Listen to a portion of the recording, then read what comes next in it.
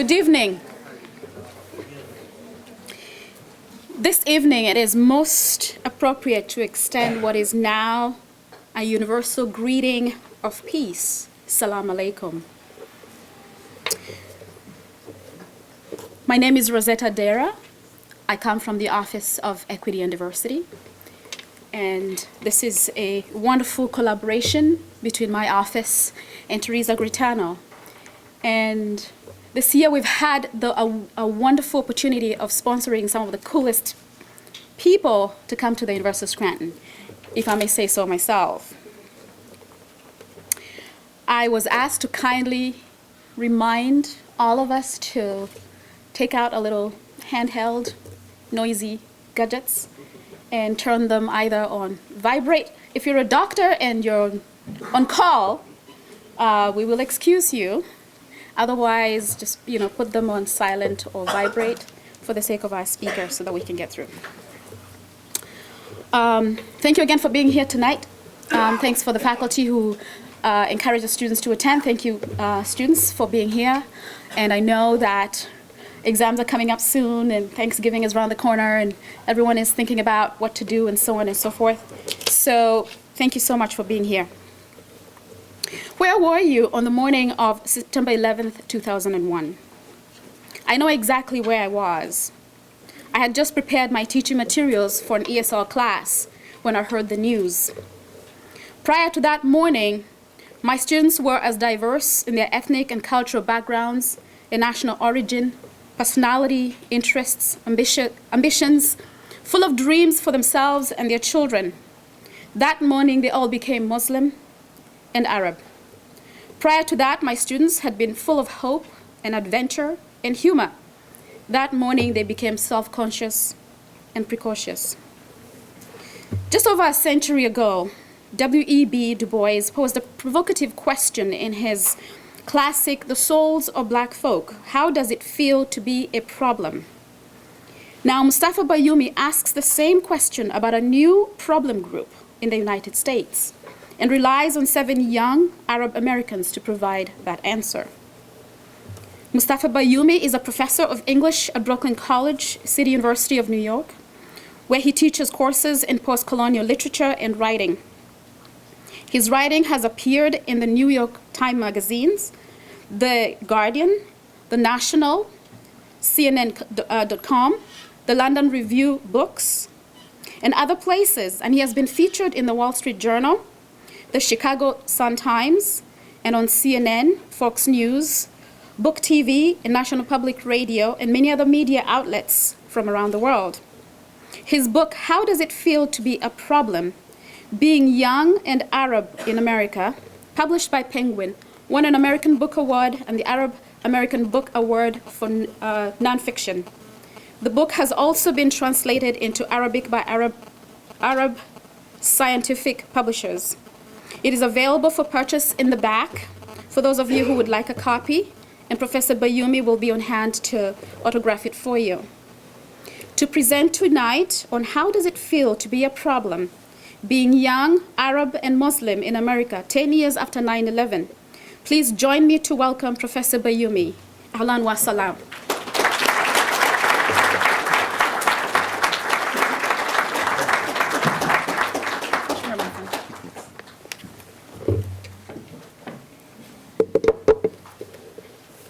Good evening.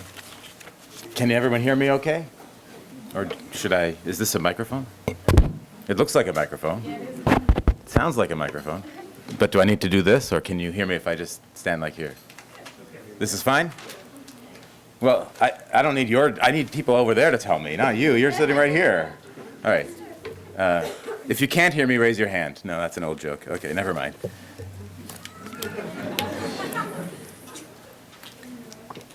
Okay, thank you very much for coming, and I want to tell you how much of an honor it is for me to be here tonight. And I want to specifically thank Professor Garitano for her very kind invitation. And it's great to be in Scranton. This is my first time to Scranton, actually. Seems like a really nice place. And of course, you all know that the first thing that people told me as I was on my way here was the office. Right? I don't even watch the show, but for some reason I said I'm going to Scranton, and everybody told me The Office. So, but it is a pleasure to be here to address you tonight, to talk to you essentially about my book. This is the book, How Does It Feel to Be a Problem? Being Young and Arab in America, a book that I published about 3 years ago. It came out in August of 2008 initially, and I started writing it around 2005. So now it's been a while, and we've also just passed the 10-year anniversary earlier this year in September of the terrorist attacks of 2001. And when I wrote the book and I published the book in 2008, I really thought that I really hoped that I was writing a book about history, in a sense. I was hoping that what I was writing was a reflection on an era that had passed, and I was providing, in a sense, some kind of archive, some kind of documentary. It was a documentary project at its heart of trying to get at what some of the things that had happened, especially to the Arab American and Muslim American communities around the country. And since I published the book, actually, I think that I've been asked to do a lot of lectures for the book, and in fact, I haven't really stopped. And that's because I think the issues around the book, unfortunately, are still very much alive and very much with us. And in many ways, I think that some of the issues that I raise in the book, particularly around, you could say, the kind of populist rage, and also around notions of state surveillance, have gotten worse since 2008, have gotten worse. And I'll probably mention some of that as I go along. I will tell you, though, that as was indicated by this very kind introduction, that the book the title of the book, How Does It Feel to Be a Problem, is a stolen title. Right? I took it from W.E.B. Du Bois's book from 1903, The Souls of Black Folk, which is a really wonderful book. And I remember reading it many years ago, far before 9/11, and thinking how important that book was, and realizing that that question was so resonant. It really stayed with me. And immediately following 9/11, I was in New York on 9/11, and I can talk to you about that day. It was really a terrible day and a terrible period to live through. And at that moment, right away, people knew that this was going to be a difficult time for Arabs and Muslims in the country. Right away, people knew that. And that question immediately just pegged back in my head, how does it feel to be a problem? And since then, since 2001, I think that really what we've seen is what I call sometimes the progressive dehumanization of Arabs and Muslims in the United States, a progressive dehumanization. I think that I think polling data actually bears this out. For example, the Washington Post ABC News Group, they do a poll every year where they ask a sample of Americans a series of questions on various issues. They do this all the time. And they started asking them in 2002 questions surrounding Islam and Muslims. And they asked them, what do you think of Islam and Muslims? Do you harbor any prejudice against them? Do you hold negative opinions towards them? These sorts of questions, right? And in 2002, those numbers were around 38% of the American population admitted to holding some kind of prejudice against Muslims. And so that's more than a third of the country. That's already a significant number. In the few years that followed, that number actually went down a bit. And then starting in around 2005, the number started to go up again.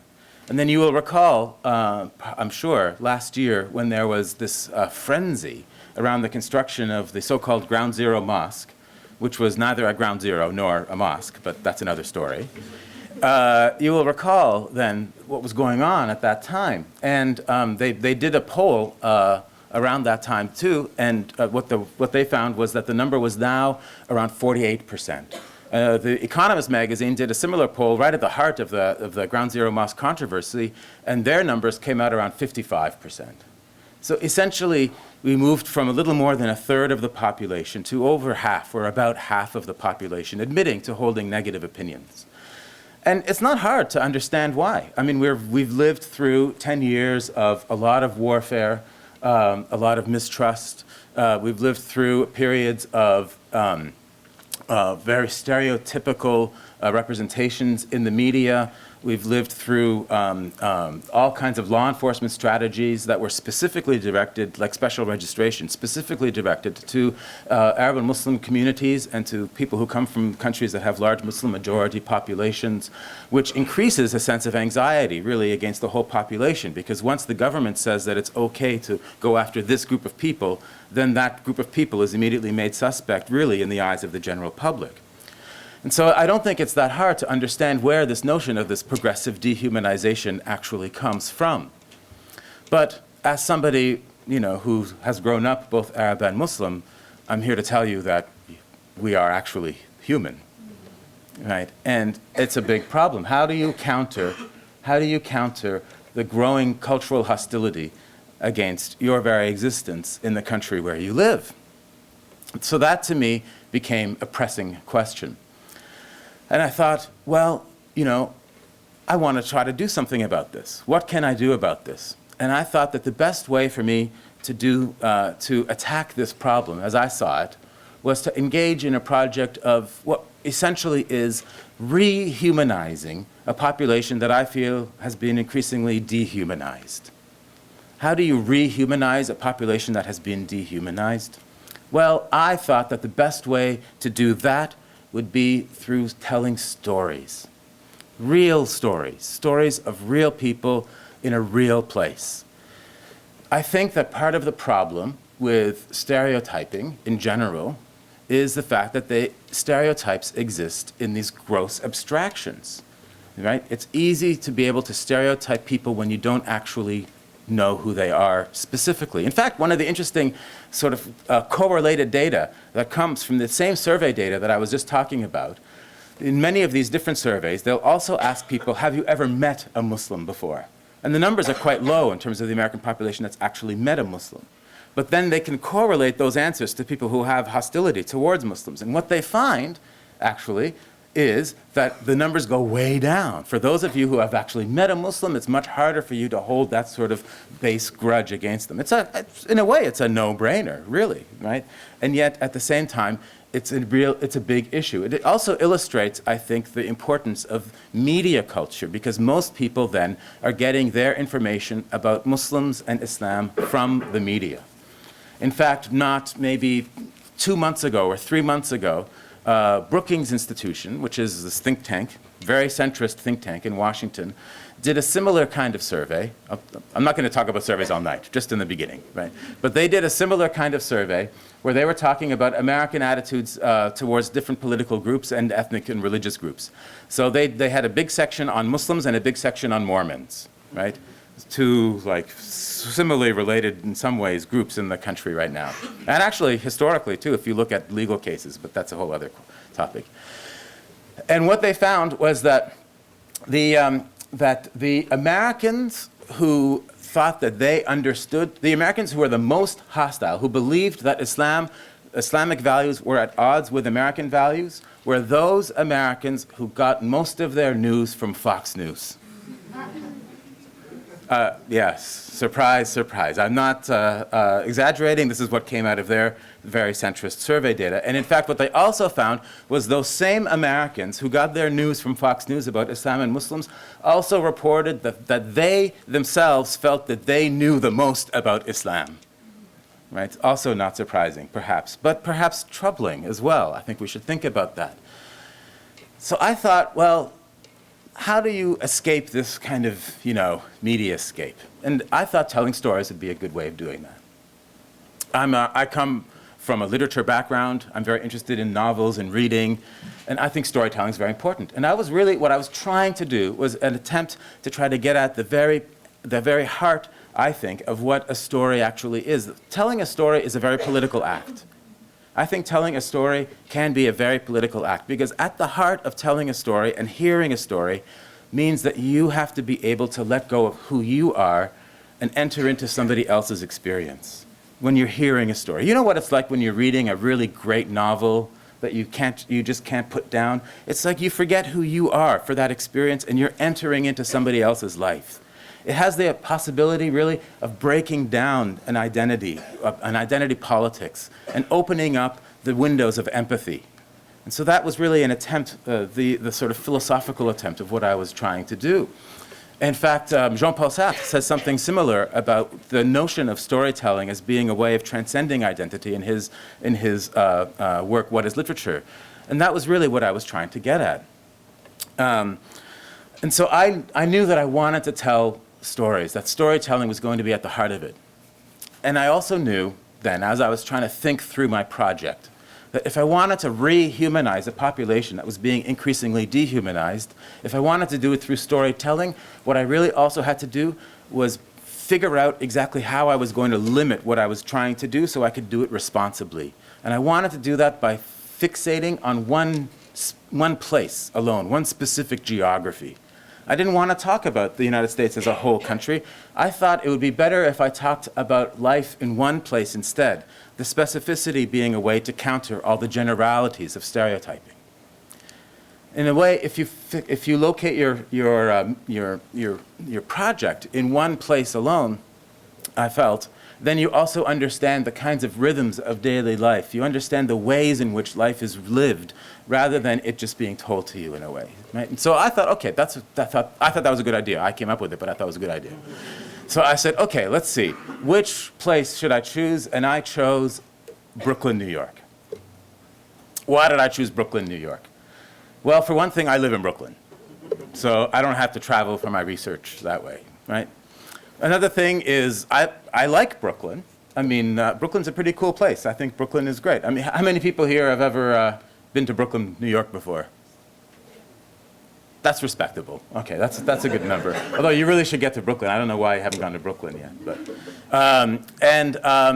Brooklyn is a place I think that also has it has a lot of people in it from all over the world. And in fact, it's this really, I think it's a kind of interesting place too, because no single group really dominates in Brooklyn. There's a lot of different groups, and each one's sort of vying, and they're having to live very closely together, and all of these sorts of things. So in a way, to me, Brooklyn represented the United States of the future, right? Because it is a kind of, it's a very, pluralistic society. Excuse me. And in a way, I thought that really, and people it seems to work more or less. And in a way, that seemed to me to represent the potentialities of the United States. You could think of Brooklyn as really being the best of the United States, or the United States without its foreign policy, maybe, right? Unless if you think about what Brooklyn thinks of Queens as foreign policy. But that's another story, too. Anyway, so I decided also, there were a couple of other reasons why I chose Brooklyn. Another reason why I chose Brooklyn was because in 2000, the U.S. Census Bureau, in their long form, they asked for Arab ethnicity. So they asked people to identify themselves if they had come from an Arab background.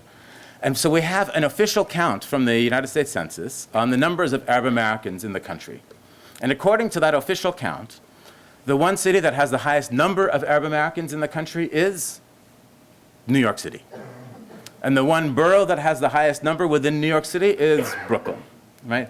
Brooklyn came in at around 40,000 people. Of course, the community activists think that way undercounts. They will do it by a factor of 3 or so, which is common in these sorts of issues.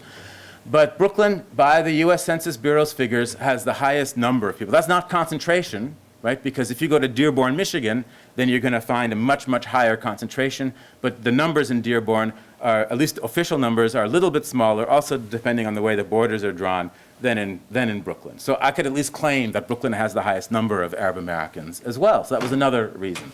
Of course, Dearborn has a very sizable Arab and Muslim American population, sizable enough that there's now a reality TV show on TLC called the All-American Muslim, yes, of which I saw the first episode, and we can talk about that if you want to. I thought it was actually pretty good. That's the short form, yeah.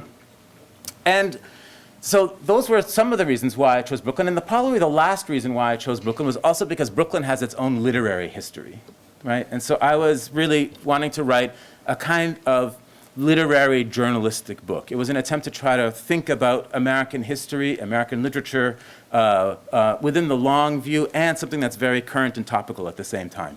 So I can read to you actually a little bit from the book, from my description of Brooklyn. And I'm picking up right from where I've described that Brooklyn has the highest number of Arab Americans. Yet far more important than base numbers is the borough itself. Brooklyn is, quote, chiefly no whole or recognizable animal, writes James Agee, but an exorbitant, pulsing mass of scarcely discernible cellular jellies and tissues. With more than 2.5 million residents, it is the third largest metropolitan area in the country. Yet size alone does not account for its energy. Robber barons, refugees, free blacks, and the international working class have all settled here, whether in leafy Victorian mansions or in limestone, brownstone, or federal-style row houses, making the story of Brooklyn a short history of human escape and reinvention, flattened through geography and narrated through architecture. Walt Whitman once called it the city of homes and churches, and yet it is more. A country on its own, Brooklyn continuously repopulates itself, first by boat and ferry, and now by plane loads of the world's exiles and emigres, and it brims with the rhythms and pageantry of 21st century American life.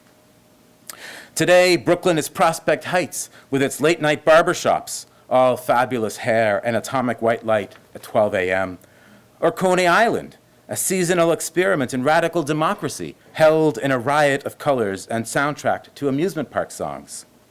It's the Friday afternoon call to prayer in Bedford-Stuyvesant. Brooklyn is a tourist-free Chinatown in Sunset Park, or the dollar stores of Flatbush Avenue that spill their wares onto the noisy street and away from their weeping, scarred, and aching buildings. It's dreadlocked West Indians flying kites in Prospect Park, or the colony of Middle American defectors in Williamsburg, urban hipsters costumed in androgynous jeans and monotonous tattoos. It's the bourgeoisie of Brooklyn Heights, living in stately grace, but with barely suppressed feelings of self-loathing for not owning a 212 area code. Brooklyn is the slowly dissolving Italian hub of Bensonhurst, the Syrian Jews of Ocean Parkway, and the Pakistanis of Coney Island Avenue. It is the birds of Greenwood Cemetery singing their songs to the Civil War dead, upper crust Haitians living well in Midwood estates, and intrepid diners visiting Bay Ridge's transplanted Mediterranean coast. Brooklyn is the informal urban apartheid of Eastern Parkway, the soft socialism of Park Slope, the Russian capitalism of Brighton Beach. It's the salt marshes of Marine Park, the roast beef sandwiches on Nostrand Avenue, DeFaris Pizza, Vox Pop, and Vinegar Hill. Brooklyn is the dangerous rush of traffic on Atlantic Avenue, where bus exhaust mixes with the smells of fresh bread and Arabic spices. It is the madness of Pacific Street, where parents seek refuge from the urban cacophony in its tiny community garden. And Dean Street, where the Chinese food is halal. Brooklyn is the concentrated, unedited 21st century answer to who we, as Americans, are as a people. So I decided I wanted to write about Brooklyn. I decided I wanted to write something very specific, stories about people. And I also had decided that I wanted to write about Arab Americans. Not Muslim Americans, but about Arab Americans. Now, what's the difference, right? It's the way that I like to explain it is, I'm sure you all know, but sometimes it's useful for me to go over this, is think about Venn diagrams. You remember Venn diagrams? High school, right? You remember. I don't know if you remember, but yeah, you remember Venn diagrams? Yeah. So Muslim being one circle and Arab being another. So there is an overlap, actually, right? So some Arabs are Muslim, but not all Arabs are Muslim. Some Muslims are Arab, but not all Muslims are Arab, right? And in fact, in the United States, which do you think is more, Arabs or Muslim? I mean, sorry, which do you think there are more Arab Christians or more Arab Muslims in the United States? Arab Christians, that's right. In the United States, about 75% of the Arab American population is Christian. Only about 25% of the Arab American population is Muslim. And that has to do a lot with US immigration history. In the United States, you know, most of the people who arrived from the Arab world in the late 19th century were coming from the Mount Lebanon area and were Christians, right? So they came to the United States. They established themselves. They established themselves really in a couple of different places. One important place was in Lower Manhattan, only about a block away, actually, from the World Trade Center site, what was then called Little Syria. And they had these thriving stores, and there were a lot of them were pack peddlers, and they walked around the country selling things to different populations. It's a very interesting history. But as you know, the doors of immigration kind of closed, basically closed in the 1920s, right? And so that was true also for the Arab American population. So the ones who were here would still have families, and their communities could enlarge, but there were no new people coming in. And after the doors of immigration closed, people who were coming from the Arab world were coming, and they came to the United States. The doors were closed. What happened? Well, they just kept on going. That's why there's significant Arab populations in Mexico, in Venezuela, in Brazil, and all parts of South America. In fact, do you know Shakira? Right? You know what Shakira's last name is? She actually has a last name. She's not like Cher. Do you know what Shakira's last name is? Anyone? It's Mubarak. No relation to the deposed dictator, right? Her family's Lebanese. She has Lebanese background from her father's side. And in fact, you can hear it sometimes in the music, I think. If you should listen to some of, I like Shakira, so she's cool. But anyway, and so that's actually part of that immigration history. Whereas in the Arab world, of course, it's different. Most Arabs who live in the Arab world are Muslim, not Christian. Christians are a minority there. But here in the United States, it changes. In 1965, the immigration laws here changed, and that allowed more people to come from that part of the world. People were coming for economic opportunity as students, etc., but also because they were fleeing war as refugees, and for all kinds of different reasons they were coming at that point. Now, when it comes to the Muslim American population, it's also different. Which group do you think is the largest group within Muslim Americans? Any guesses? African American. You're right. Most surveys will tell you that African Americans are the largest group within American Muslim population. Probably about a third of American Muslims are African American. And American Muslims come from 69 different countries, according to one survey. 69 different countries. That's a lot. It makes them the most plural and most diverse religious group in the United States.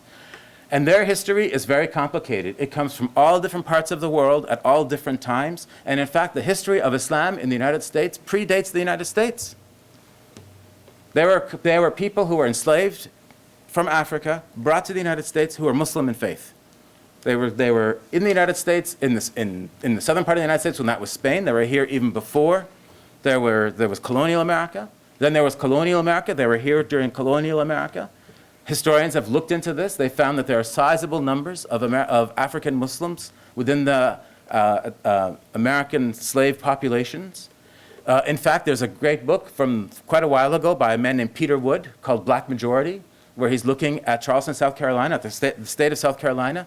And he says that during that era, the colonial era, the name Moustafa was a fairly common name.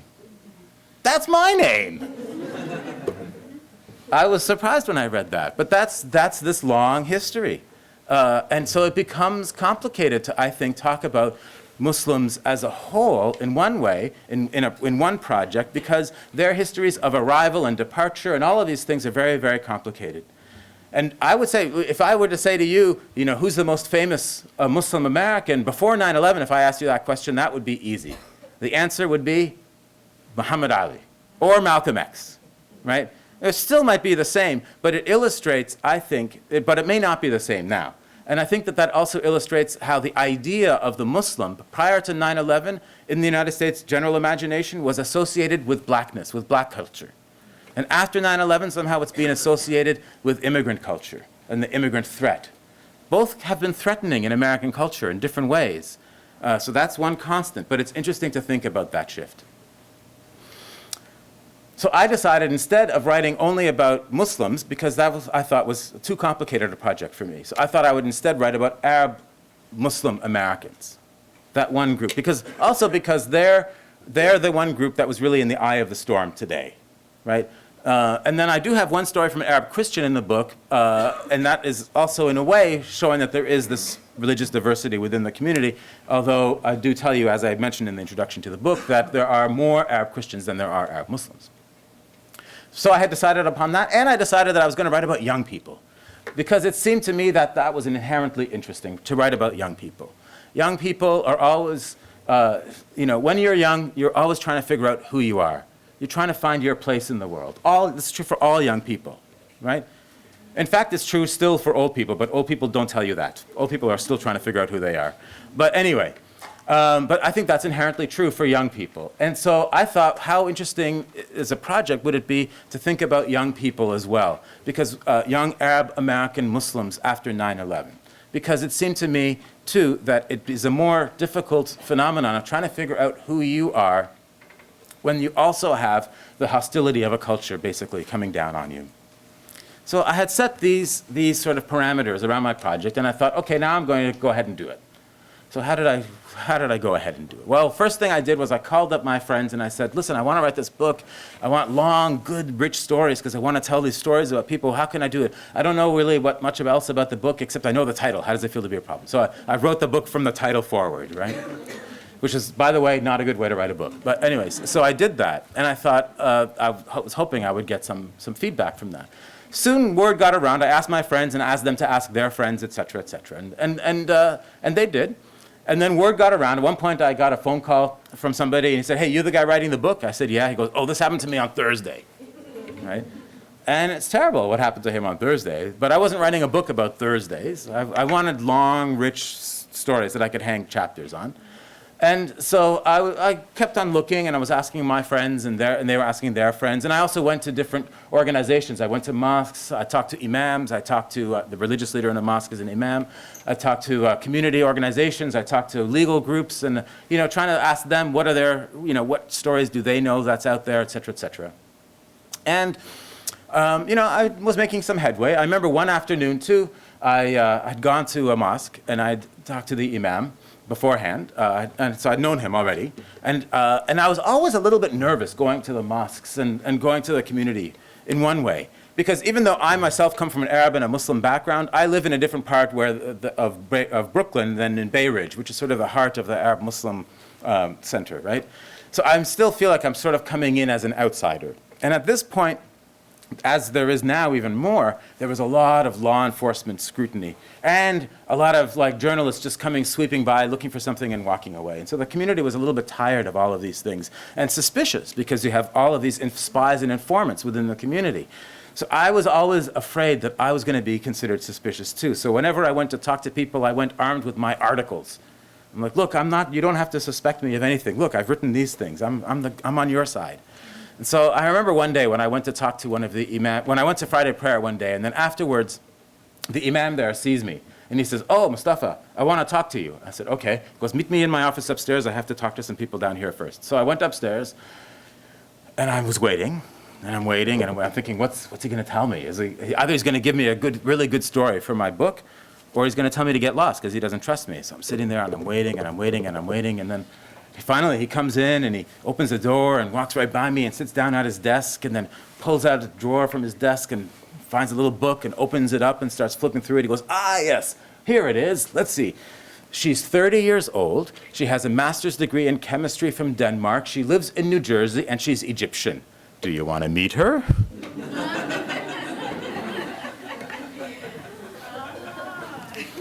He's trying to set me up. He's trying to marry me off.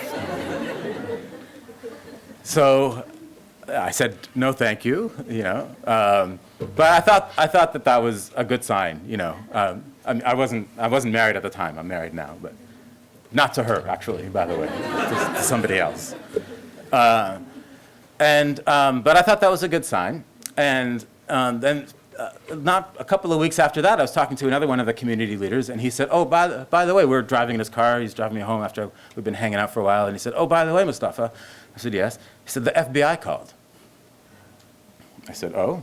He said, yes, the FBI called. So that's interesting. He said, yes, they want to have a meeting. I said, okay.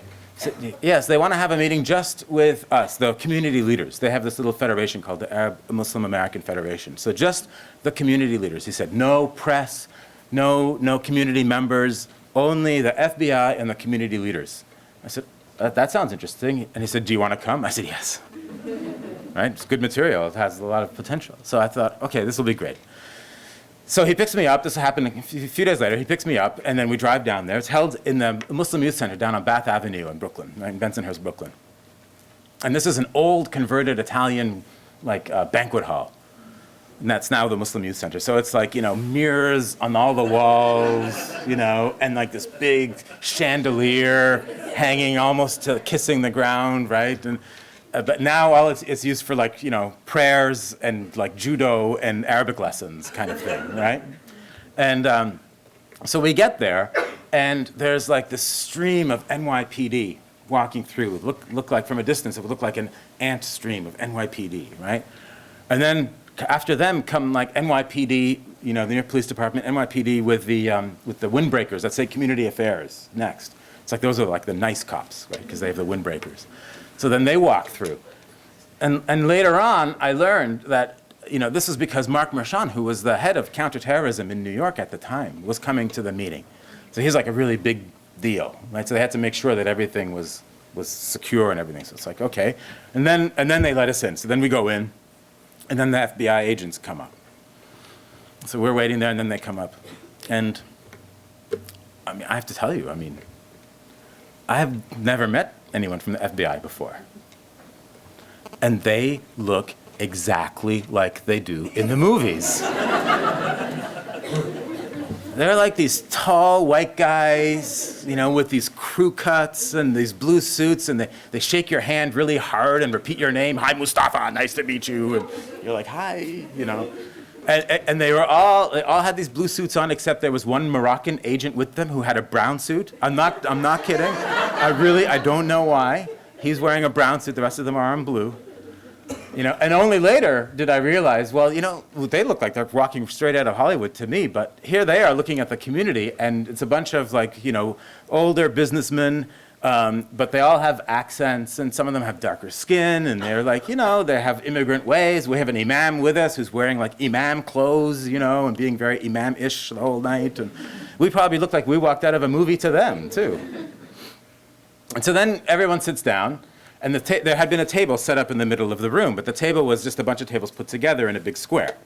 So they sit on one end and we sit on the other. But whoever set the tables up must have thought the meeting was going to be bigger because there's a big space in the middle tables.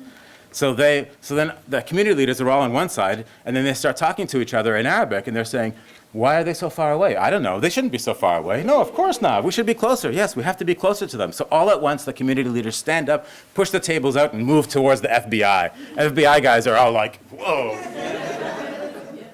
They had no idea what was happening. And so but then we set it all up, and then the meeting begins. And it was a really strange meeting, I thought. It begins, the leader, the FBI, begins it off, and he says, we've been meeting with the Pakistani American Muslim community. We've been meeting with the Bangladeshi American Muslim community. Now we want to meet with the Arab American Muslim community. So you see sort of official geography speak here, right? And so I'm like, okay. And he says, and I was taking like really detailed notes the whole time. And he said, what we want to do is we want to instill in you that same love for our precious freedoms that we all have.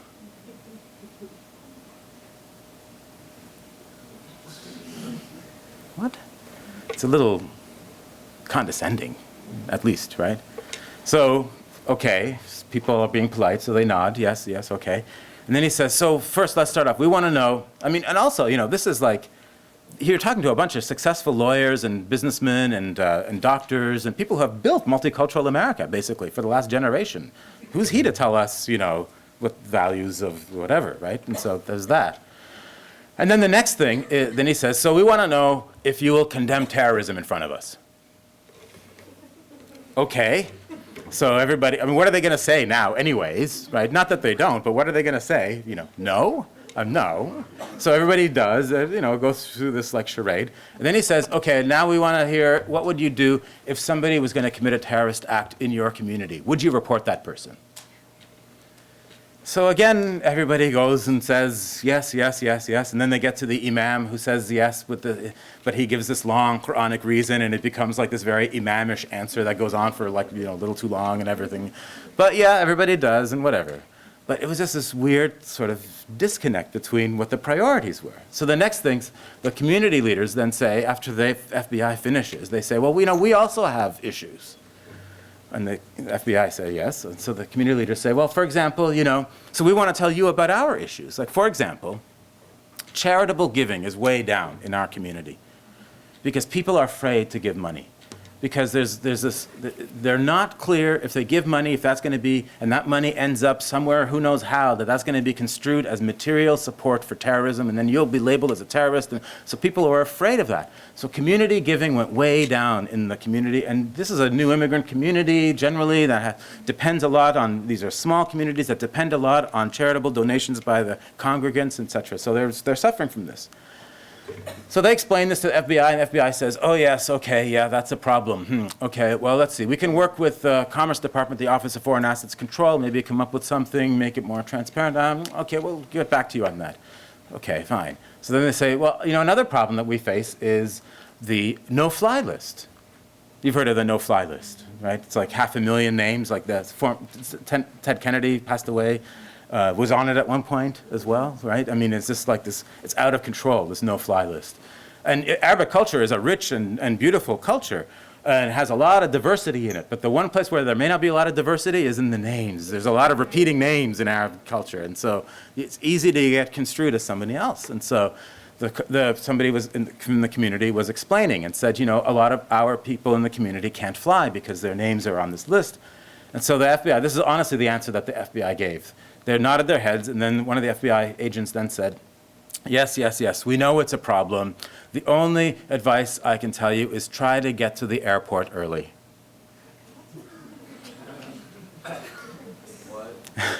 And so this is the kind, it was just like two cross purposes, right? And it went on for a really long time, the meeting. And after a little while, one of the people starts whispering in the ear of another person from the community. He disappears, and he comes back with, big bottles of orange soda and Cheetos and paper plates. Right? Everybody's hungry, and, you still have to, it's FBI, yeah, but you still have to be hospitable, right? So everybody gets their Cheetos and their orange soda. And then at this point, too, one of the FBI agents is going on this long explanation about how they're investigating terrorism the way they investigated the Italian mafia, and it just goes on and on. And I'm watching this guy, and he's talking while he's perching this plate of orange stuff on his knee, and his fingers are orange, and his mouth is turned orange from the soda. And I'm thinking, man, you probably wish this were the mafia. At least then you'd have like a Chianti and a veal marsala. Right. So anyway, I left the meeting thinking, I was very depressed, really, because there was this bad communication that's only gotten worse. It's only gotten worse since then. In fact, there was a recent report on Wired.com by one of their investigative reporters who got a hold of some of the FBI training materials that they're using these days that was outrageous, claiming that all Muslims in America are hell-bent on getting rid of the Constitution of the United States through their cultural jihad and taking over the United States to impose Sharia, which is ludicrous. It's I'm here to tell you that that's not true. It's just crazy talk, right? And yet that was what the FBI themselves were being taught by this trainer. And in fact, you should read the report. It's quite stunning. It's still online.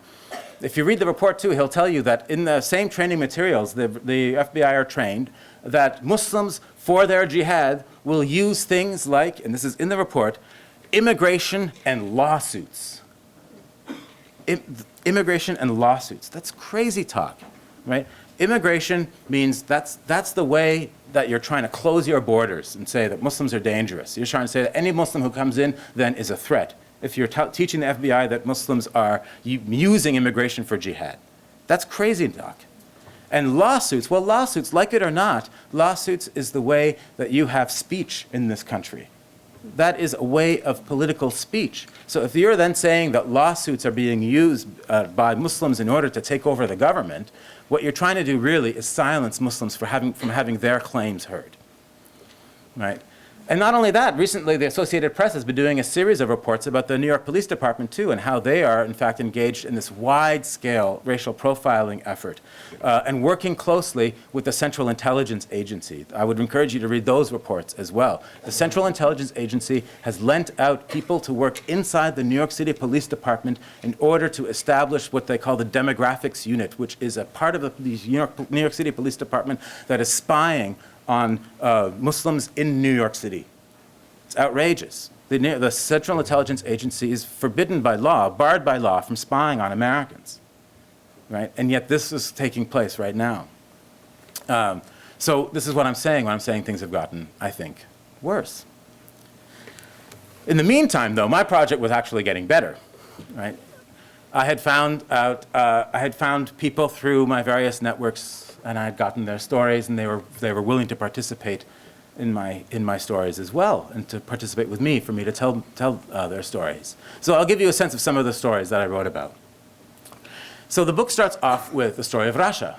Rasha is 19 years old when the story starts, in 2001, 2002. And Rasha had come from Syria at the age of 5.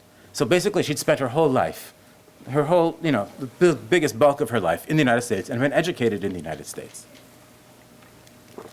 Her father, her family, when Rasha was 5 years old, applied for asylum from Syria. And if you know anything about how asylum claims, are adjudicated in the United States, then you know that they can take a really long time. A very, very long time to be adjudicated. And in Rasha's case, they took a little bit longer before there was a wrinkle in them too, and meant that they were taking a really, really long time. So what that meant was that Rasha and her family were living in a kind of gray zone. They weren't entirely legal in terms of having the full rights of a resident in the country, but they weren't, illegals, as they say. They were living in full view of the government, but they lived in this in-between zone, right? In fact, millions of people occupy that exact same in-between zone every day in the country. And they continue to do so. But in Rasha's case, if you came from an Arab country or a Muslim country after 9/11, then that vulnerability became magnified. About 6 months after 9/11, Rasha is sleeping in her bedroom with her sister. They shared a bedroom, her sister and her. She's sleeping, and then she feels somebody shaking her shoulder. She looks up, and there's a woman in a uniform saying, "Get up, get up, get up, get up and get dressed and go downstairs." She says, "What's going on?" And the woman just repeats it, "Get up, get dressed, and go downstairs." She looks at her sister. Her sister's already awake, and she has a look of fear on her face. And she's like, what's happening? And her sister says, "I don't know." The woman just keeps repeating, "Get up, get dressed, and go downstairs." So they do. They get up and get dressed and go downstairs. And Rasha thinks that somebody has died in her family. They walk down the stairs, and then she sees her whole family already lined up on the couch. Her brother in shackles already. And all these men are walking through the house with guns, and the lights are blazing and everything, and they have different alphabet soups on their jackets and whatever. And one guy who seems to be in charge comes up, his clipboard and whatever, and he says, "You're being investigated on suspicion of terrorism, and because of your immigration status, we are going to deport you. We're more than likely going to deport you as well." And Rasha is thinking, what's happening? What's going on? So then Rasha has 2 younger brothers who, in those intervening 15 years, were born in the United States. And so then her father says, "Let me call so they're 4 or 5 years old. And because they're born in the United States, the authorities are not going to take them in. And so then her father tries to reason with the man and says, "Let me call my brother in Chicago. He'll be here in the morning. He can take care of them." And they say, No, leave them with the tenants downstairs. We're going right now." So they do. And they go downtown, all of them, and they're put in this holding cell, the holding room, for a long time, while each one is taken out and interrogated individually. Rasha herself says when she went for her point, it seemed like it was very pro forma. Like they already knew that there was nothing to investigate really, but at the same time she said it was clear that they had been following them for a while because they had, they knew what her movements had been. But they asked her, "Do you know this person or that person?" She's like, "No, do you know any terrorists?" "No, I don't know anything." And then they bring them back. And then after the family ends up staying there for a long time, then they come back and they say, "Okay, now we're going to take you to detention, so we have to separate the men from the women." So Rasha and her sister and her mother go off to a jail in New Jersey, and her brother and her father go off to another jail, a different jail, and her youngest brother, who's not the 2 that I was talking about before, she has another brother who's still a minor, he's taken to juvenile detention. So Rasha suddenly finds herself in prison. And she thinks, what's happened? And she goes through this whole series of questions. The first question, she gets very depressed. She thinks, "Did I do something wrong? Why am I here?" And then she gets very angry. And she says, "This isn't right. This doesn't feel like justice. This is revenge." And they're in a prison where there's a lot of immigration detainees and the general population. They're all put together in the same prison. So that sounds like some scary HBO series. But in fact, what was interesting about it when I talked to Rasha was she said the prisoners, the inmates, and the immigration detainees, they all got along just fine together. But they hated, there was this antagonistic relationship with the correction officers and them. And that was constant through the whole thing. Rasha and her family eventually are transferred to another prison, and then eventually they're let go after about 3 months, almost 3 months in prison. And as they're being let go, the man who's processing them out looks at the paperwork and says, oh yeah, you do have an immigration claim here, an asylum claim here. And Rasha thinks this can never happen again, and she resolves to try to make something good out of this terrible experience from that. So there's some optimism out of a really terrible story. And that sounds like it might be a very unique story, but in fact, if you remember, right after 9/11, there were these sweep arrests. John Ashcroft would come on TV, the Attorney General, and say, we arrested such and such number of people and such. And then he stopped providing a number after a certain point.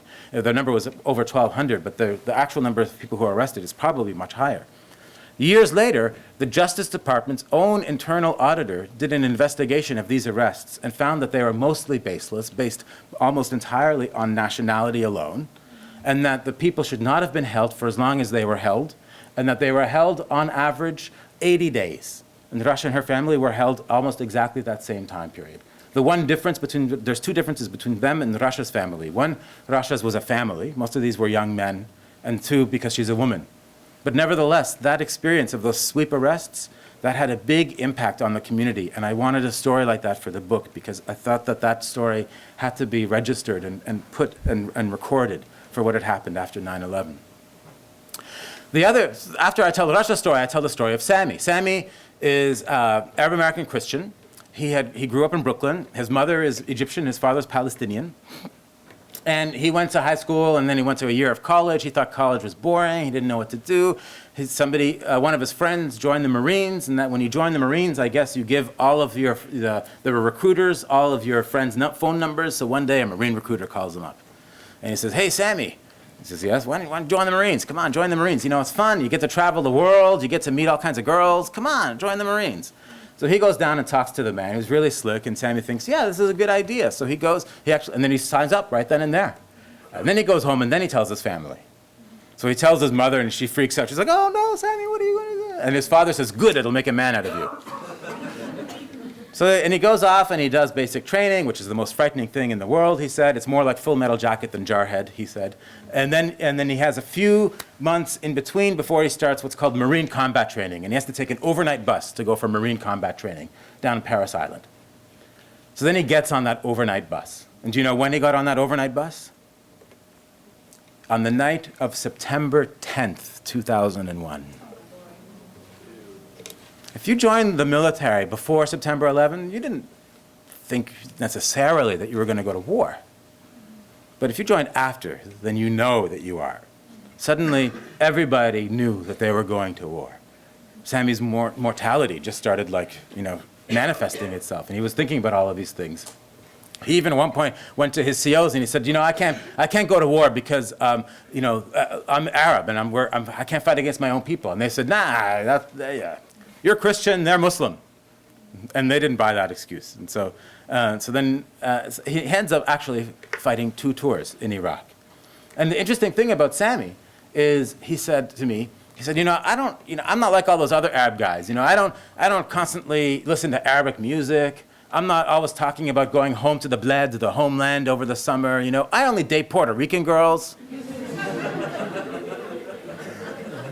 Right?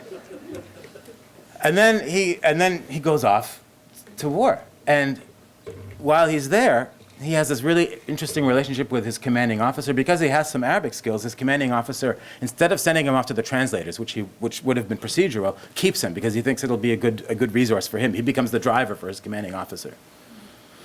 And so he has this good relationship with him, that he's sort of like a father figure to him. And then at the same time, he meets all these Iraqis. And Iraq reminds him as a geography of Egypt, of the place that he's been already, of the Arab world. So he feels like he has this closer affinity to the Iraqis too. So he feels like he could be a good mediator between them. And so he actually takes his job very seriously, and he's trying to do what he can, but he feels at the same time in a way, threatened by that because he doesn't want to seem like he's being too soft on the enemy at the same time. So he has this sort of complicated issue. But eventually he finishes his 2 tours, and then he goes back to college after that. And while he's in college, he joins the Arab Association on his campus. But the guys there don't want to have anything to do with him because he's wearing dog tags that say he fought in the war in Iraq, and they don't believe in that war. And so he was part of that machinery. So it's this complicated story of identity. Another story that I tell, one after that, is the story of Yasmin. Yasmin is a young, half Egyptian, half Filipino woman. And she went to religious schools, Islamic schools, growing up. And then she went to high school, like a public high school in New York. Her father wanted her to go to the public high school because he thought that the education was better in the public high schools. So he sent her to one of the public high schools because he wanted her to become a doctor. So she goes to one of these public high schools, but she has a religious upbringing. She herself is religious. She wears hijab and all of that, right? So she's walking through the school one day, and then they have posters up announcing the fact that they're going to have elections coming up. So she says, okay, that's a good idea. She's very ambitious. And she said, okay, yeah, I'm going to run. I'm going to run for secretary. So she decides that she's going to run for secretary, and then she thinks, oh, wait, who's going to vote for the girl in hijab, she thinks. I'll do it anyways. So she decides that she's going to do it. They have this very rigorous election process there. She has to get a certain number of signatures, and they all have to be in ink, no pencil. Posters have to be hand-drawn, no photocopies, and everything. So it's like, there's like campaign reform there, maybe not elsewhere, but there is there. And so she puts all the posters up and everything, and they have the election, and in fact, she wins. And she thinks, wow, this is great. This is an affirmation of American democracy. Right? And so then, over the summer, they have a few meetings to learn the procedures for being part of student government after that. And then student government begins. And then just before that begins, she's hanging out in the student government room one day with some of the other girls. And they're saying to her, oh, are you excited about the first event? And she says, what's the first event? And they say, oh, well, there's a school dance coming up. And then she says, oh, well, I can't go to the dances. They say, what? And he goes, no, it's against my religion. I'm not going to go to the dances. And then they said, oh, well, have you told the COSA? He's the coordinator of student affairs, the faculty member who advises have you told the COSA? And she said, no. He goes, well, you better tell the COSA. She says, why? He's not going to have a problem. Tell the COSA. So she walks in, and she talks to the COSA. And she says, I can't go to the dance because it's against my religion. And he said, well, what you signed here when you signed on for this position that you were going to do all school events. And she said, yeah, but I can't do that one because I'm not supposed to be in a place where there's like dancing and all that sort of stuff. And then he says, but you signed here. And she said, yeah, but I can't. And he goes, well, but there's this. And he said, well, she said, well, maybe I can help set up and take down, but I can't be there for the event. And he said, no, because you signed here. And she said, but I can't. And then he says, bring in your father, which is not going to go well. So her father comes in armed with a local imam, right? And the local imam is an African-American imam who went to high school in Brooklyn, right? So he goes, he says, I'm from Brooklyn. I went to high school in Brooklyn. I know what happens at those high school dances. She is not going to those high school dances. Right? And so they have this conversation. It doesn't go well. They come out, and essentially they force her to resign her position, right? So Yasmin thinks this terrible injustice has been done her. So she's like looking for support. And she feels like this is wrong. And so she starts, posting on bulletin boards saying, what should I do? Can I reverse this decision? Her father says, just forget it, worry about your studies, become a doctor, blah, blah, blah. She's like, no, no. And then she posts on bulletin boards, and then people are responding saying, well, if somebody else could do the whole job and you can only do part, then of course somebody else should have the job. And she's like, no, you don't understand. There's a principle here, and nobody's listening to her. She goes to the library. She gets books out like Sue the Bastards and Law for Dummies, and she's trying to figure out what's going on, and she doesn't know, and then nothing's helping her. At one point, there's an attorney who takes a little bit of interest, and then they go and meet him, but he wants a $10,000 retainer, and her father says, oh, no, I can't do that, and blah, blah, blah. And then she goes to see the movie I Am Sam. Have you ever seen this movie? With Sean Penn, right? And so Sean Penn plays this guy who they're trying to take his daughter away from him. He's perhaps mentally challenged, but he's a really good father. And so the authorities are trying to take the daughter away, but he wants to keep her. And he goes to see Michelle Pfeiffer, who's this very high-octane attorney. And she's first says, no, get away from me. And then he comes back and he embarrasses her in her office. And she says, yes, okay, fine, I'll take your case pro bono. And then he says, what? And she says, pro bono, it means for free, right? And then Sean Penn starts dancing around the office. And Yasmin is watching this movie, and she thinks, a lawyer for free? So she goes home, and she looks up pro bono, and she finds actually this group with like a bunch of different catchwords or keywords, and she finds this group called Advocates for Children, which advocates for children's rights. So she calls them up, and she tells them what's happened. And the guy, the attorney there comes in and says, come in and meet with me. So she does. And she has all of this documented. The fact that also, in the interim, they've actually given some exceptions to other students not to attend certain school functions for Greek Easter, for the Jewish holidays, and for one student's Sweet 16 party. Right? And so then the lawyer says, well, this is just ridiculous. So and then not only that, but in the interim too, they've put new language for people who are running in the elections, saying you can only run in the elections if you can attend all school functions. So they're progressively excluding her and people like her.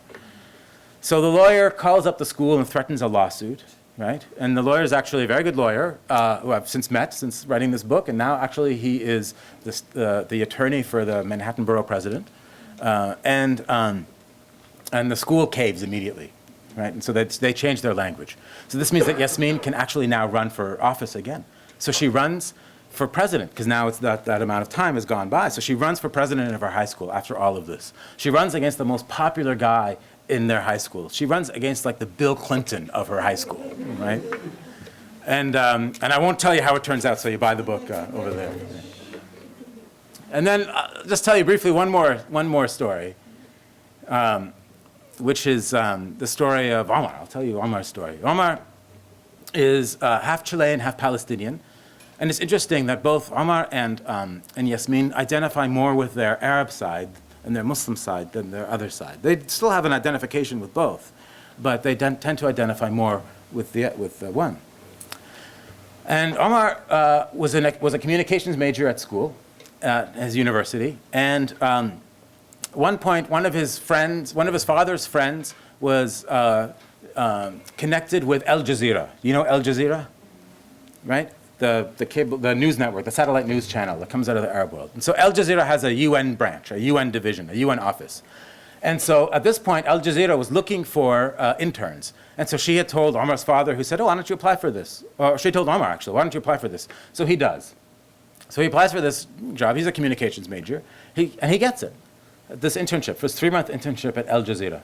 And he loves it. It's like, this is fantastic. This is great work. He got to meet Kofi Annan, you know. He got to like go to all these UN functions. He got to hang out with Abdurrahim Fukara, who's like the correspondent for Al Jazeera, who's like this very suave, you know, English educated guy who like has a lot of girlfriends around, it seemed to Omar. He's like, wow, this guy's really cool. And he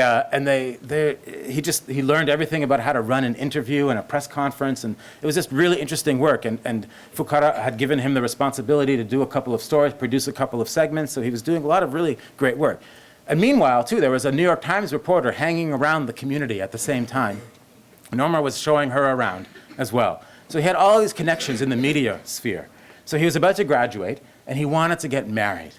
And he knew who he was going to marry, but he thought that it would be best if he could approach her family, she's Palestinian, her family with a good career job, because then he would be a respectable young man, right? So he really wanted a good job. So after his internship finishes and his college finishes, he starts applying for media jobs. And he thinks, hey, I got great credentials. You know, I worked at Al Jazeera, I have these New York Times credentials, et cetera, I have good grades. He speaks Spanish, Arabic, and English, you know. He thinks he's a shoo-in. So he sends out all of his applications. Nothing. He sends out another round of applications. And as he told me, even to Fox News. Right? Still nothing. Sends out more and more and more and more. Nothing. And then to get some pocket change, he takes a part-time job with a friend of his father's. And so while he's going there for an interview, the woman who's running this organization looks through his resume and sees the line that says Al Jazeera. And she says, you know, Omar, people, I just want to give you some advice, but people in the media world, they may not actually like this line, right? And that's when it hit him, like that. In fact, Al Jazeera, which had been bombed twice by the U.S. during the wars. They bombed Al Jazeera offices in Afghanistan and Iraq. It may be actually a liability rather than a launching pad for his career. So then he started to think, then he changed it in his resume. It was a very painful thing for him to do. And he started to think, are there reasons beyond me that I'm not getting a job? And this was a big worry among a lot of the younger guys that I talked to. As I said, I was doing my research here around 2006, 2007, before everything really tanked. And so they were really nervous about this. And it's not entirely irrational. There was a study done by this California group called the Discrimination Resource Center a few years ago, where they sent around 5,000 similarly qualified resumes across the whole state of California. Right? But these were fake resumes. They weren't real people, were not attached to them.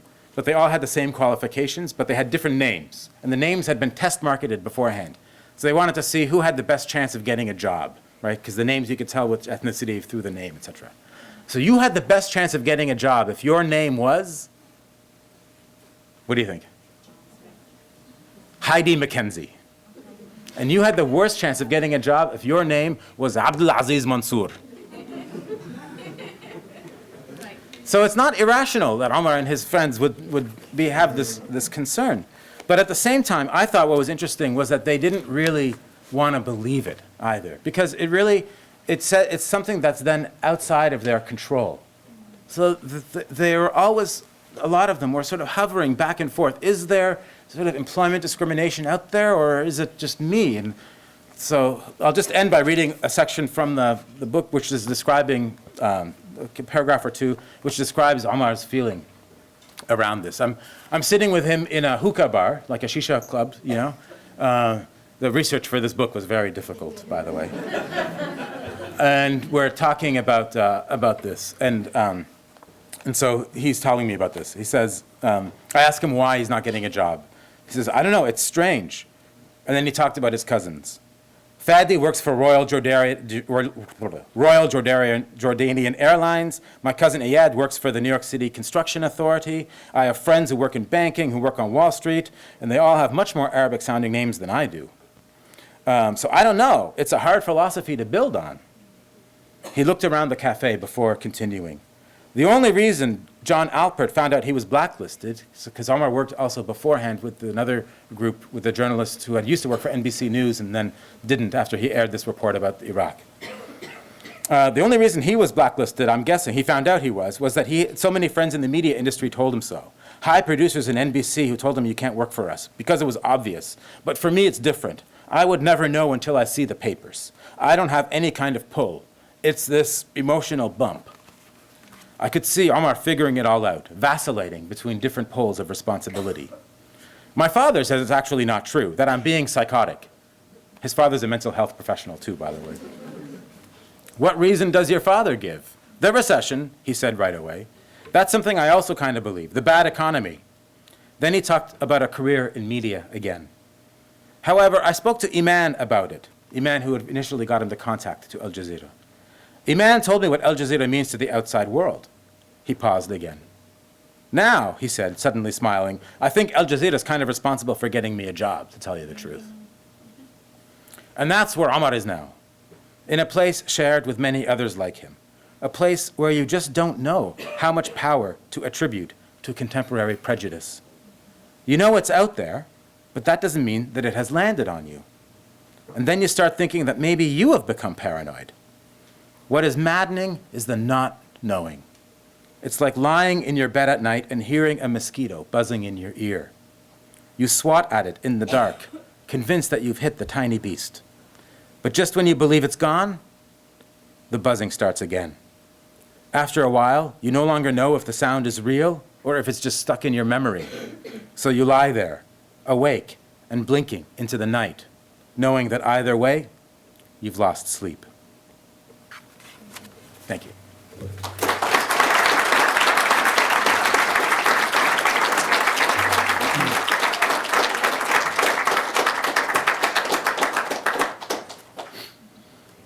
I'm Professor Patel of the English Department, and if you have any questions, now, if you are any opportunity No, but the books are on sale in the back still. And there's still food outside, so if you'd like to take some back to your homes with you, feel free to.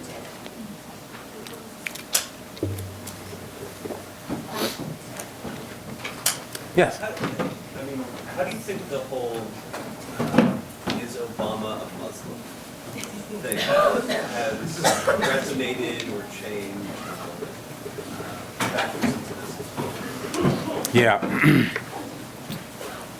The question is, how do I think is Obama a Muslim, canard in a way, right? Has played into this. I think it's a really interesting question because, I think that for one thing, there's actually a long history of what's called the paranoid style in American politics. Richard Hofstadter, who's this classic American historian, has written about this. He calls it the paranoid style. And this idea that that the government has been infiltrated by our enemies and their minions, and that they're about to usurp the structure of government. It's the Manchurian Candidate all over again, right? And so that there's actually a history for that kind of sentiment in the United States. And things that have histories have a much easier chance of taking hold within the culture. So that's one reason why it has a certain amount of presence. Another reason, though, I think, is that with George W. Bush, he was, in a way, the representative, right, of right-wing politics in the country. So you couldn't really make a charge. It would be much harder to make a charge that from the right wing, or the radical right wing, or the, loony radical right wing, it made much harder to make a charge that the government is not protecting us from the Muslims. Right, but they, in a sense, I think the election of a Democratic president like Obama unleashes that narrative. And how better for that narrative to get unleashed when you have Obama himself, who is already other. It's a way of making his otherness, of magnifying his otherness, for you to be able to claim true Americanness. So I think it's a way in which, Islam is used as a foil for Americanness, thereby excluding Muslims and anybody who's associated with them into the American fold, right? And I think it's interesting. It's a way, Obama can be different in all kinds of ways for different people, like we all can in certain ways. But Obama fits certain criteria. So, his skin color, his African background, the Indonesia history, the Hawaiian history. But the secret Muslim one really has a really powerful power to it. Powerful power, but you know what I mean. So I think that it has something to do with the way in which Islam is so toxic in American politics right now. Still to this day, Barack Obama has not visited, to my knowledge, he has not visited a mosque in the United States. He's visited them overseas. But still to this day, he has not visited one in the United States. He doesn't want that photo op. When you say the term true Americanism, what's your actual definition of true Americanism? I think it's a big tent. I think that, actually I became an American citizen in September. Congratulations. Thank you. Not September 11th. September 6th, actually. But I got my green card in October of 2001. Before that, I was on a student visa and then a work visa, and then I got my green card. So the period between my green card and my citizenship is the war on terror, 10 years. I wrote a little essay about this for The Nation magazine.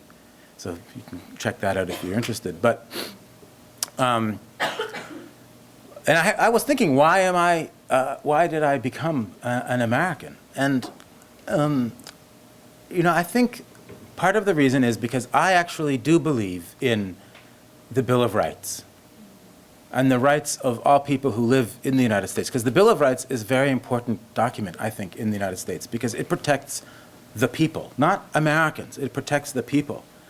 So I think an American is somebody who subscribes to those very important principles that constitutional principles in the United States. And those constitutional principles mean that you protect the rights of everybody here, not just Americans, everybody. So I became an American in part because I thought that my ability to be able to do that would be magnified if I were a citizen within the polity to be able to do that, if you understand what I'm saying. So I think, for me, it really goes to a subscription into the principles of the Bill of Rights. But that can mean a whole lot of people, a lot of different people with different ways of living, which is great. When you were telling Rasha's story, I couldn't help but drawing parallels between the Holocaust and the incarceration of these people who had nothing to do with that situation. Yeah.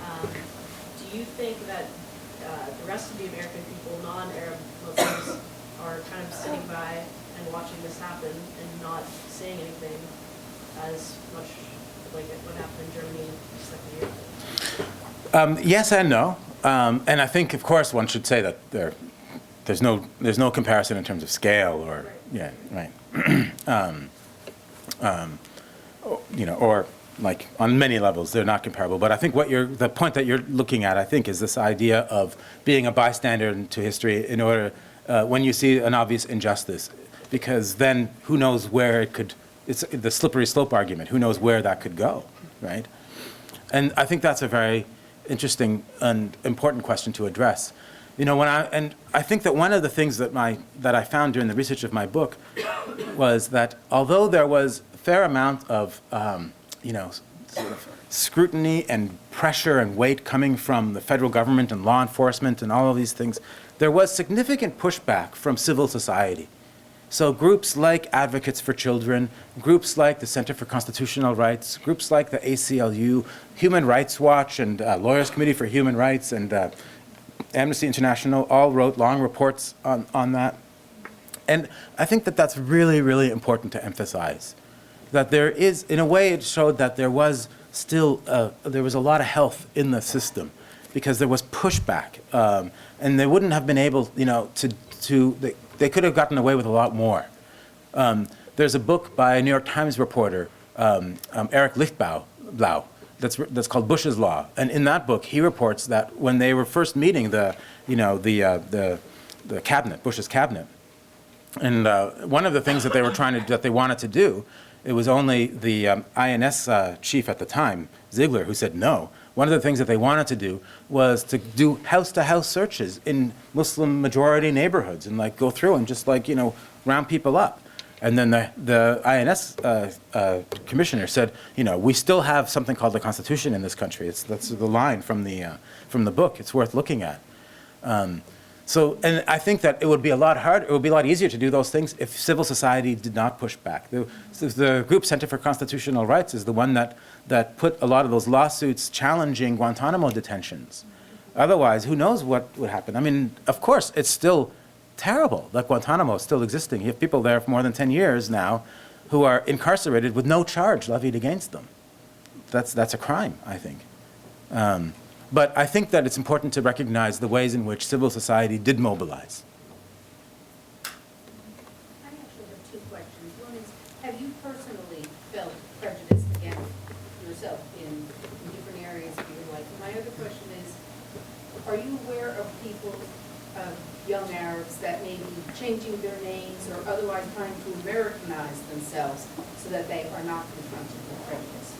Yeah, it happens. I'll take the second part first. But it does happen. And sometimes they do change their names in different places, so it might be in the workplace. Somebody once narrated a story to me of a family member who works in a law firm, I think it was, and he has changed anglified his name to the nth degree at the law firm, whatever, and works by that. And then when he walks through the door at night, he becomes super Arab. And it's on goes the galabeya and the shisha, and it's and it's interesting. It's obviously there's something happening there, right? Or another friend of mine told me in his high school, especially after 9/11, right after 9/11 when the tension was very, very high, he was reporting to me in his high school. He's a young Yemeni guy. He said, my high school, he said, all the Arab guys, they just said they were from South America. And he said the Palestinians were even worse. They said they were Venezuelan. right? So it happens. But not, I think it's still a minority. I think that actually within the community at large, there is a sense of trying to take charge of defining yourself, especially within the young people. So rather than saying that we're going to let the culture at large define us, we're now going to be in charge of defining ourselves. So there is a kind of assertiveness and a kind of like, which I think is a good thing that you see among the younger generation. But in terms of your first question, have I encountered anything? Sometimes I get this question, and the short answer is nothing, major. But I mean, the longer answer would be things like, I get hate mail, which comes out of being, a public or semi-public kind of person. But probably the most elaborate piece of hate mail that I ever got was somebody once sent me a piece of hate mail to my office, which was, in those old magazines, how they take words out and they cut them out and they paste them on. So I got one of those, right? And they cut out Muhammad and then Atta, and then they put a CK on the bottom of Atta, so it became attack. And then there was like a missile going into a camel's behind, and like, I don't know, it was totally illogical, but it was bizarre. And then airports, I don't really have picnics in airports. It's worse for some people than it is for me. So, but I can tell you one story about this, because when about 2 years ago, actually, I left to teach for a semester in Seoul, South Korea. I was a visiting professor in Seoul, South Korea, at a university there, which was fantastic, by the way. I encourage all of you to go to South Korea. And the South Korean Tourism Board is not even funding this lecture. But anyway. And so I was going there with my wife. We'd gotten married a few months earlier. And we were going to go there for 6 months. We thought this was going to be this great adventure, right? And so we were really excited to go. And I was going to teach at this university, and I was going to teach 2 classes there. So I was going to teach one that I taught in the past, which is a class on blacks and Arabs in American literature and culture. And then I was going to teach a new class for me, which was on 9/11 culture, right? And so I had all of these, I was taking all these books and everything with me, and I had all my materials and everything, right? And when you travel abroad for a long time, it's really hard to pack, because you can only take 50 pounds worth of stuff, right, in your bags. And so we were measuring everything really carefully, and like we were trying to get all the weights right, distributing all the things, because it gets really expensive if you go over. And then we finally get to the airport, and we put the bags on the scales, and the woman's really impressed. It's like, wow, 49.8, that's really good. All right? And so then the big bags get checked in, and then we go through the security to go to check in at the gate, right? So we both go down there with our carry-ons, and so my wife is, she's American. She's like, blonde, white American. It's not real blonde, but anyway. And so, I hope that's not actually running, right? Anyway, and then, oh boy. Anyways, yeah. And so then, we go through the security check, and before we had gone, too, I know what it's like to go through these checks, and I wasn't also going to get paid for about 2 months, because you get paid at the end of the month there, and the first month we were going, I wasn't working, and so I had a little money belt on that had like all of our money on it, too, right? But it's one of those travel money belts that's only cloth and plastic, like there's no metal on it at all. Like I made sure that it was that kind, right? So I'm wearing this money belt underneath my shirt and whatever, and so we go through, and we're about to go through the machine. So my wife goes through, and then rose petals fall, and they give her champagne, and then I walk through, and it's like bam, bam, bam, and I know for sure 100% that I had nothing metal on me, 100%. But then he's like, come over here. So I go over there, and he's like, wanding me, and then he touches the wand, and he sees that there's like something in the clothes. He's like, what's that? And so I pull up my shirt, I show him the bunny belt. He's like, put that through. I'm like, that's all. And he's like, put that through and come over here. I'm like, no, because he wants to like go over, and I'm like, no, that's all my money. I don't want that out of my sight. So eventually I say, okay, and I'm like, I'm trying not to be belligerent, and then it goes through. And then they pick it up, and they come back. And at that point, they got the luggage, too. So then they come and they take the luggage, and they open the luggage. And at this point, that's when I realized that, books are heavy, right? So a lot of the books had gone in the carry-on. So he opens the carry-on, and there's like, you know, the 9/11 report, a graphic adaptation. And I'm like, oh no. So then he like picks up the book, and he's like flipping through it. He goes, they made a friggin' comic book out of this? He's like, and he calls over his supervisor. So the supervisor comes over, and he's like, they made a friggin' comic book out of this? And they're like, start looking at it, and they're like, and then they put it aside. And then it's like the reluctant fundamentalist. And so he's picking up each book, and he's like, what's this book about? What's this book about? And asking me about each one. Of course, it doesn't matter what they're about, as long as they're, like, you know, but he's asking me, and I'm trying to keep everything together, and I'm not saying anything, whatever. And at that point, my wife has realized, I guess she's finished her champagne, that I am not with her. So she comes over. And then, of course, the last book in there was mine. So I had my book. So he picks this one up with the Arabic writing on it and everything, and he says, what's this book about? My wife is very proud of me for writing this book, so she says, oh, he wrote that one. I'm like, oh, no.